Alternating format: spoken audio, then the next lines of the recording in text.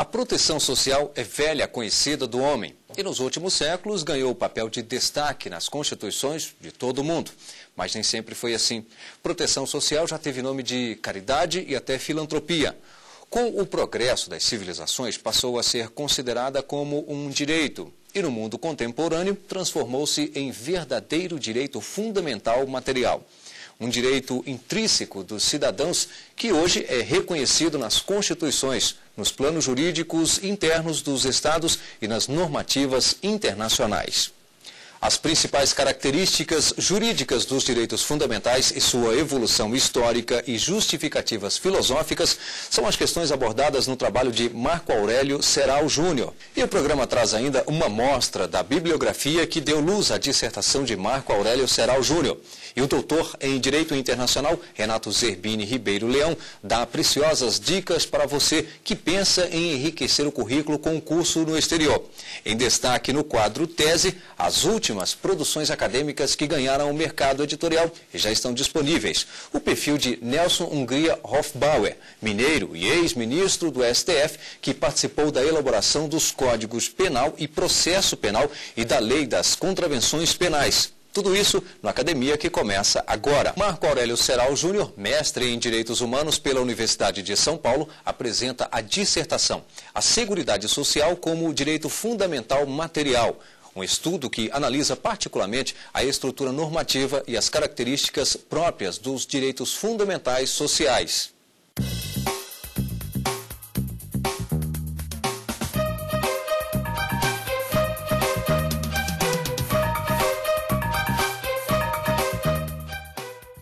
Para debater o estudo científico, convidamos Marco Aurélio de Souza, professor de Direito Constitucional pela Unieuro, e Renata Guerra, professora do curso de Direito do Instituto Brasiliense de Direito Público e do Instituto de Educação Superior de Brasília, o IESB, a quem eu quero aqui agradecer pela presença dos nossos convidados e já também passar a palavra para a apresentação do trabalho ao Marco Aurélio.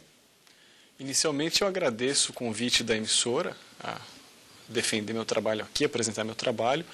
Agradeço também a presença do professor Marco Aurélio, da professora Renata Guerra, e vamos ao trabalho. A dissertação teve como tema a Seguridade Social como direito fundamental material, e a proposta foi de caracterizar a Seguridade Social e tudo que envolve essa estrutura pública, esse conjunto de direitos, como parte da Constituição Material. A Constituição Material compreendida como o grupo de normas jurídicas superiores que defendem, que delimitam, enfim, que definem a estrutura do Estado, a divisão de poderes, e também conjunto de normas jurídicas superiores que trazem a garantia dos direitos fundamentais, considerando que a estrutura da divisão de poderes age em função da garantia dos direitos fundamentais. A importância dessa discussão fica clara à medida que estamos diante de um momento em que há uma reação conservadora, uma proposta política, jurídica neoliberal, que se pauta pela supressão, pela restrição de direitos sociais, pela eliminação desses direitos da Constituição, das leis, enfim, esse é o paradigma jurídico contemporâneo.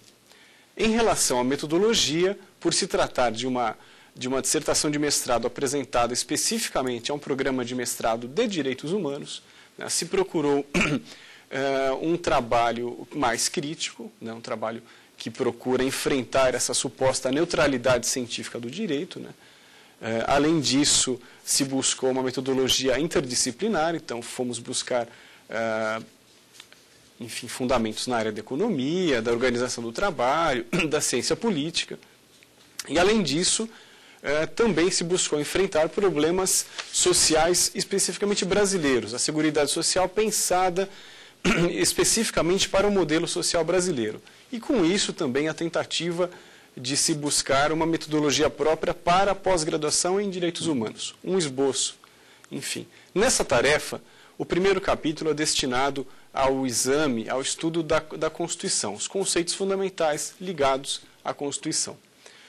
E se verifica, né, historicamente, que a ideia de Constituição, o conceito de Constituição, parte de um modelo empírico descritivo, né, a Constituição descrevia, enfim, o funcionamento da sociedade, suas regras políticas, enfim, suas instituições, né, um modelo ligado ao ser, e passa-se paulatinamente ao modelo de Constituição jurídico-político. Enfim, caímos no domínio do dever ser. Enfim, a ideia, né, a pretensão de racionalização do poder político. As constituições ganham essa nova característica. Além disso, né, é preciso que se examine um pouco também o conteúdo da Constituição material, como ele evolui ao longo do tempo. E nós temos que pensar que, num primeiro momento, no chamado constitucionalismo clássico, constitucionalismo liberal, enfim, as primeiras constituições, século XVIII, apresentavam um modelo constitucional e, portanto, um modelo de Estado, um modelo de direito, conhecido como de Estado mínimo, Estado liberal, enfim. O Estado não desenvolvia atividades, buscava, isso era posto juridicamente, buscava não interferir na sociedade. Evoluímos, né, para um modelo mais contemporâneo de Constituição, um modelo chamado de constitucionalismo social, ou de Constituição dirigente, Constituição interventiva, enfim, em que o Estado tem um papel proeminente de condução da sociedade, da economia. Né. Os modelos mais conhecidos dessas constituições certamente são a Constituição de Weimar, em 19, na Alemanha, e a Constituição Mexicana, de 1917. A partir daí, uma série de outras constituições, inclusive no Brasil, a partir de 1934, apresentam esse modelo constitucional de constituição que traz normas de intervenção na sociedade, o Estado com papel interventivo, regulatório, enfim, um outro modelo constitucional. Atualmente, as constituições, dentro de um paradigma chamado de neoconstitucionalismo, enfim, buscam regular áreas que tradicionalmente não estavam dentro do âmbito da Constituição material. Atualmente, a Constituição fala de família, da proteção ao idoso, ao adolescente, questões de cultura, de educação. Então, nesse sentido, se verifica uma modificação profunda, uma alteração grande do conteúdo da Constituição material, de um Estado liberal para uma Constituição de molde social.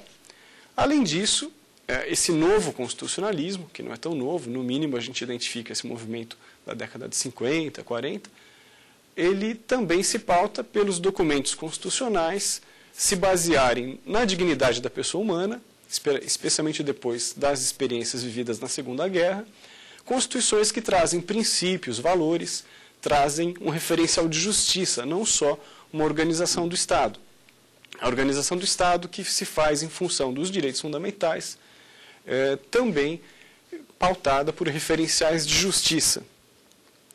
Ainda que a gente tenha o problema, já mencionado, de uma espécie de reação conservadora, de reação neoliberal, que busca suprimir do documento constitucional, da norma constitucional, essas questões, essas normas de maior intervenção na sociedade.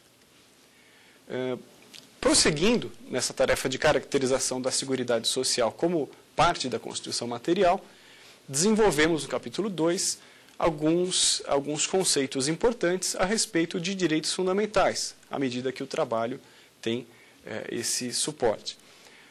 A partir de uma evolução histórica, que vai buscar origens aí vai buscar suas raízes no justnaturalismo, seja ele de molde divino, de molde racional, na escola kantiana, enfim, no iluminismo, diversos segmentos da filosofia, busca-se uma definição dos direitos fundamentais como aqueles que têm uma especial ligação, uma especial vinculação à dignidade da pessoa humana. Todas as normas jurídicas são determinantes, determinam, regulamentam a interação social, as condutas humanas, mas algumas são especiais. Algumas têm a vinculação com a dignidade da pessoa humana e, portanto, o ordenamento jurídico ele as trata de maneira diferenciada, as chamadas normas de direitos fundamentais.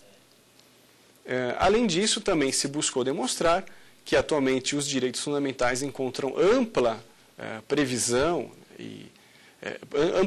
nos tratados internacionais de direitos humanos, e estes, por sua vez, produzem repercussão no âmbito interno de cada país, né? Trazem obrigações aos Estados-partes de cada tratado, assim como acontece em nossa Constituição. Especialmente destaco o artigo 5º, parágrafo 2º e 3º.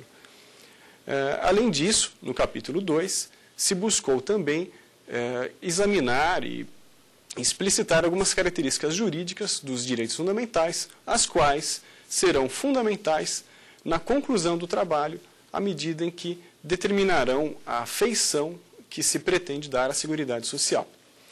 Nesse sentido, destacamos a aplicabilidade imediata dos direitos fundamentais, a ideia de proibição de um retrocesso social, isso tem importância especial para os direitos sociais, além dos direitos fundamentais como um todo, à medida em que a sociedade atinge um determinado patamar de evolução, enfim, isso não se pode retroagir sem garantias, sem compensações.